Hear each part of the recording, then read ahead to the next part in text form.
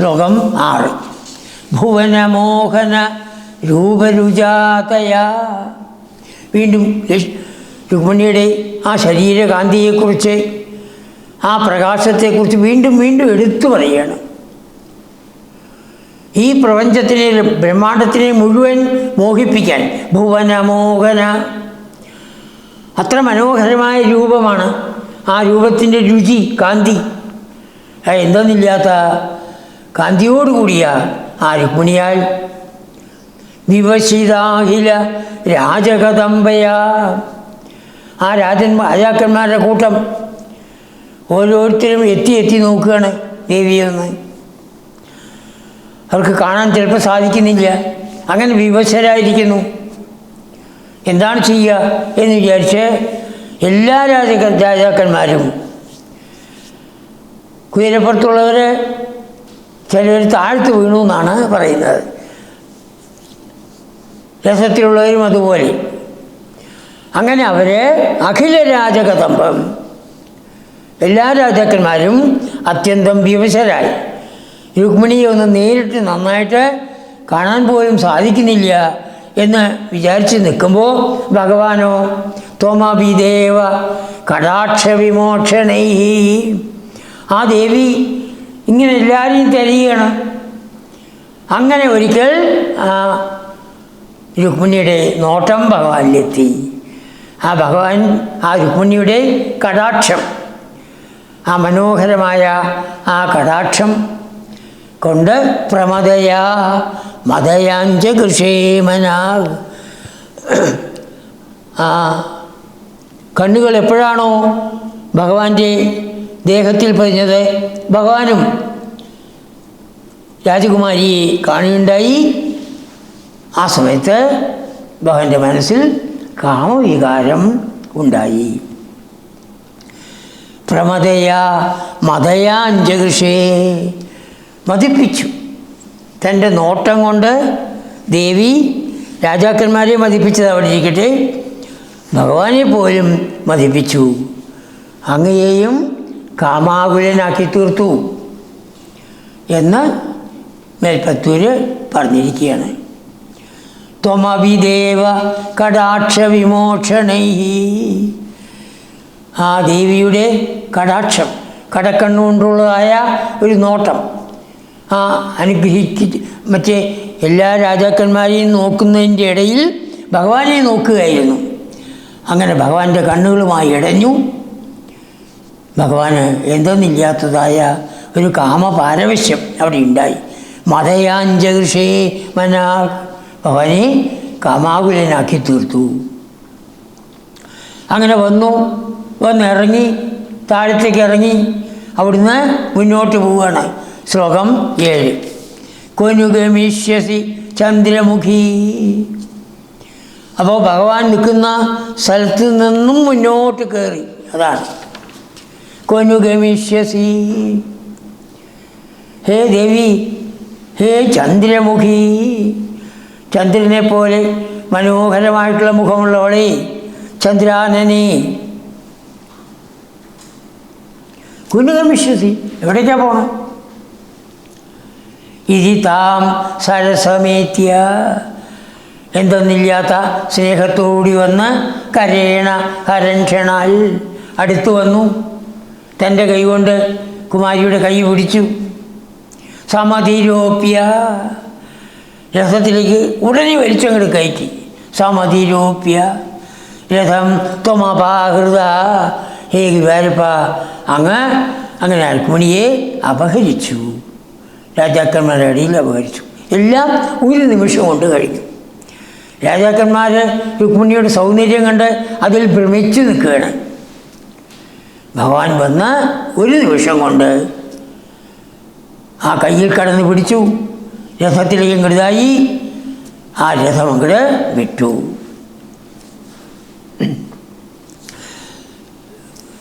കംസവധത്തിൽ നമുക്കിത് കാണാം. അതാണ് ഭഗവാൻ ഉള്ളിലേക്ക് പ്രവേശിച്ചു. ദ്വാരപാലകന്മാർ ആ മനോഹര രൂപം കണ്ട് മാറിക്കൊടുത്തു.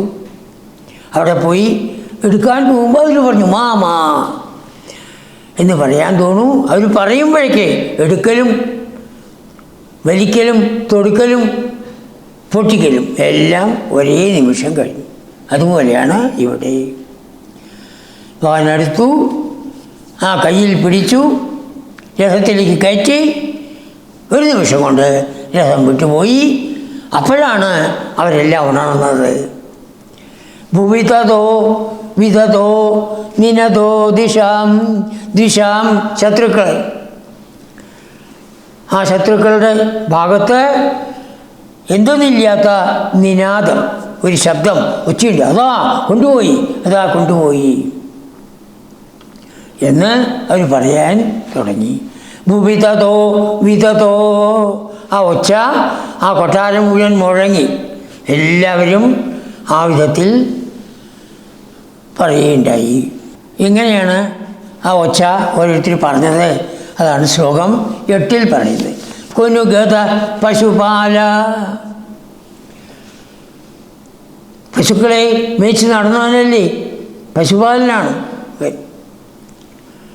അവനെവിടെ പോയി? ഈ ഇടയൻ എവിടെ പോയി?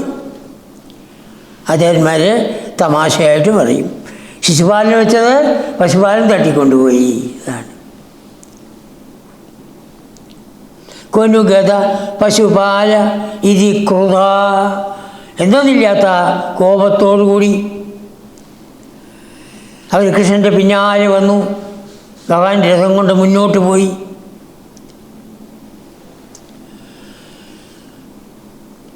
എപ്പോൾ കൃഷ്ണൻ അങ്ങനെ വന്നുവോ, മുന്നിലേക്ക് വന്നുവോ, ബലരാമനും സൈന്യവും വന്ന് ഇവരെ തടുത്തു. കൃതരണ യദുഭിശ്ച ഗീതാ നൃപാഹ, ബലരാമനും മറ്റു കൂട്ടത്തിലുള്ളായ സൈന്യ ആൾക്കാരും ഇവരോട് യുദ്ധം ചെയ്തു.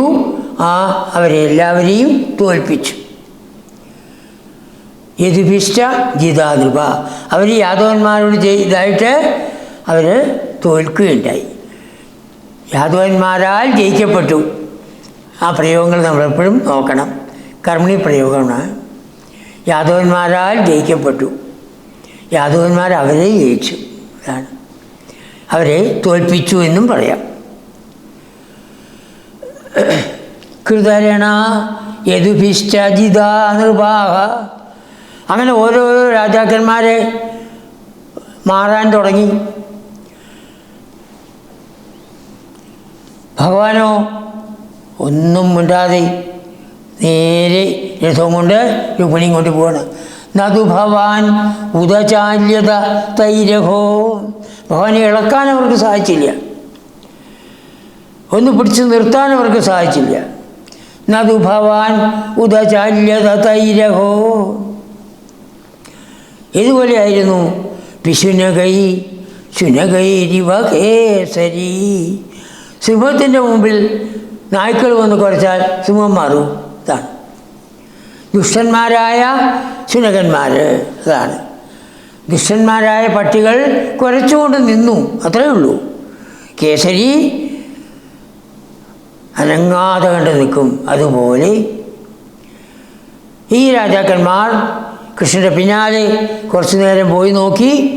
അവരെല്ലാവരെയും ബലരാമനും സൈന്യവും തോൽപ്പിച്ചു.